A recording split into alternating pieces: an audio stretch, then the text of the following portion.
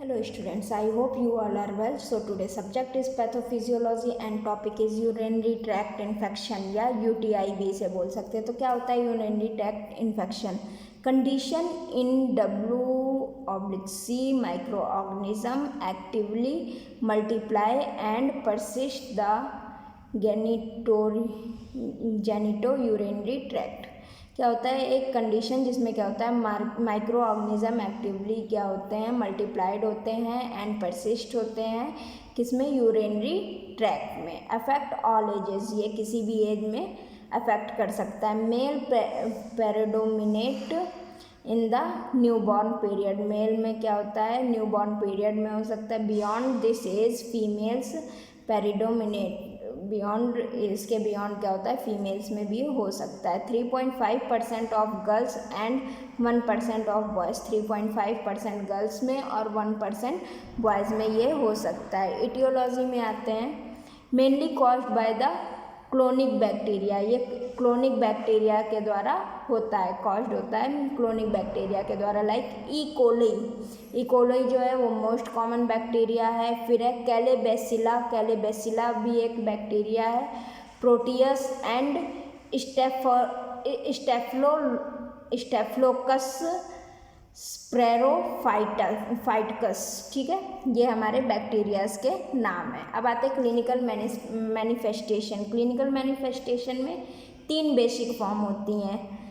Acute पिल्मोनेफ्राइटिस, इसमें क्या होता है इन्वॉल्वमेंट ऑफ रीनल फ्रीकेमा का इन्वॉल्वमेंट होता है. करेक्टराइज बाय फीवर, जो कि करेक्टराइज होता है किसके द्वारा फीवर के द्वारा, एब्डोमिनल पेन के द्वारा एंड फ्लैंक पेन के द्वारा या मेलिएज के द्वारा, एनेवी और डायरिया के द्वारा, ठीक है. फिर आते हैं सिस्टाइटिस में क्या है इन्वॉल्व द ब्लडर, इसमें क्या होता है ब्लडर, उसमें क्या है रीनल फेरिकीमा इन्वॉल्व था, इसमें क्या है ब्लडर इन्वॉल्व होता है. एंड सिम्टम डिस्यूरिया हो सकता है, यूरिजेंसी हो सकता है, फ्रीक्वेंसी सिम्टम है ये हमारे.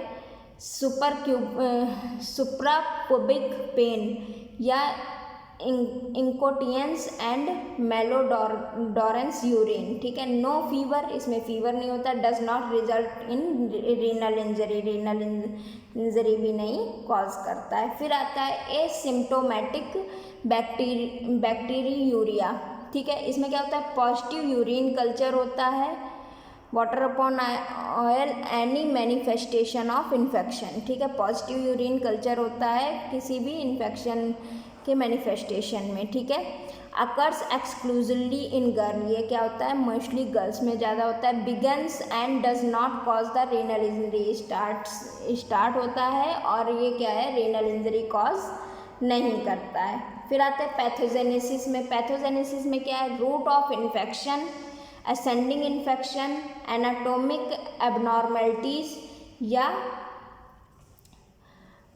यूरोपैथेलियल एडहेरेंस या बैक्टीरियल वायरलेंस, ठीक है.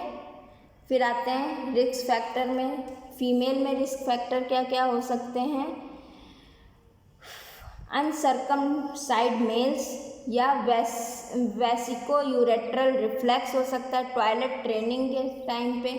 वॉइडिंग डिसफंक्शन हो सकता है. ऑब्स्ट्रक्टिव यूरोपैथी हो सकता है. यूरेथ्रल इंस्ट्रूमेंटेशन हो सकता है. Wiping form of back to front, ठीक है. बबल बाथ या टाइट अंडरवियर की वजह से. और क्या है पेन वॉर्म इन्फेक्शंस हो सकते हैं या कॉन्स्टिपेशंस हो सकते हैं. पी फैब्रिनेट्स bacteria, anatomic abnormalities, nephropathic bladder या सेक्सुअल एक्टिविटी की वजह से और प्रेगनेंसी, ठीक है. अब आते हैं डायग्नोसिस, इसे कैसे डायग्नोस करते हैं. यूरिन करेंगे, यूरिन एनालिसिस करेंगे तो क्या होगा less 10 WBC HPF in the centrifuge urinary sediment जो होगा वो 10 WBC HPF होगा. या माइनस हिमेटोयूरिया में क्या है प्लस नाइट्राइट टेस्ट भी कर सकते हैं. Absence of pyuria does not rule out UTI, absence of pyuria क्या है वो रूल आउट नहीं करती UTI को. यूरिन कल्चर के थ्रू भी इसे डायग्नोस कर सकते हैं।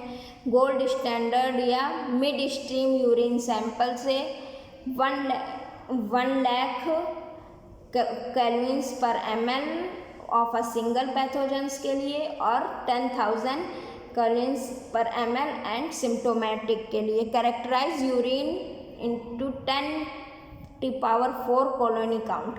10⁴ जो यूरिन है वो 10⁵ कॉलोनी काउंट है। या super pubic aspirate any bacterial growth. Super pubic aspirate जो है वो एनी बैक्टीरियल ग्रोथ के इक्वल होगा, ठीक है। डायग्नोसिस रियोलॉजिकल इवैल्यूएशन से भी इसे डायग्नोस कर सकते हैं। Guideline of selection of PXS WUTI and radiological evaluation. फिर है all neonates W1 first UTI, all males में W first UTI at any age, all PXS में रिकरेंट UTI और ऑल PXS में W phenyl nephritis. Intravenous pyelography से भी इसे diagnose किया जाता है। इंफॉर्मेशन अबाउट रीनल साइज के, रीनल स्क्रैच के एंड रीनल एंड स्टैटिक्स के एंड पोल्वोकेलाइकल सिस्टम के, ठीक है। फिर आते हैं VCUG या वॉइडिंग सिस्टोरी थ्रोग्राम। इसके थ्रू कैसे definitive test of document VUR का definitive test indicate the children younger than 5 year. Indicate करता है चिल्ड्रन को यंगर देन 5 ईयर हो। UTI ये चाइल्ड फेब्राइल UTI, ठीक है। और क्या है, school age girls who had 2 और मोर UTIs। स्कूल गर्ल्स के लिए जो 2 या 2 से ज़्यादा UTIs हो, उसमें एनी मेल UTIs, ठीक है। Ultrasound of kidney and urinary bladder screening procedure से, अल्ट्रासाउंड की इससे भी किडनी, यूरिनरी और ब्लैडर स्क्रीनिंग प्रोसीजर से भी इसे आइडेंटिफाइड किया जा सकता है, डायग्नोस किया जाता है। Should be obtain the rule out the hypernephrosis. क्या करेंगे, रूल आउट करेंगे हाइपरनेफ्रोसिस को and renal and peripheral abscesses को, ठीक है। अब आते हैं ट्रीटमेंट में क्या करेंगे, ट्राइमेथाप्रिम सल्फामेथॉक्साजोल, ये ड्रग्स हैं कुछ जो दे सकते हैं treatment. Trimethoprim sulfamethoxazole, nitrofurantoin, ampicillin, amoxicillin and aminoglycosides and cephalosporins, ये ड्रग्स हम दे के इसे ट्रीट कर सकते हैं। फिर आता है कंजर्वेटिव में क्या होगा, इंक्रीज ओरल फ्लूइड इंटेक ज़्यादा लेना पड़ेगा। Regular and complete the bladder emptying, regular और complete the bladder emptying, bladder जो है उसे रेगुलर इम्पटी करना है और कंप्लीटली इम्पटी करना है। Increase the dietary fibre intake, fibres जो है वो ज़्यादा लेने हैं। फिर प्रोग्नोसिस में क्या है, डिफ़िकल्ट टू डिटरमाइन, ये डिटरमाइन करने में डिफ़िकल्ट होता है, specially if it significant renal scaring, अगर स्पेशली क्या हो, अगर ये रीनल स्कैरिंग में सिग्निफिकेंट हो, at a risk for developing the chronic renal efficiency. इससे में क्या होता है, रिस्क होता है क्रोनिक रीनल इफिशियंसी के डेवलप होने का। Thank you.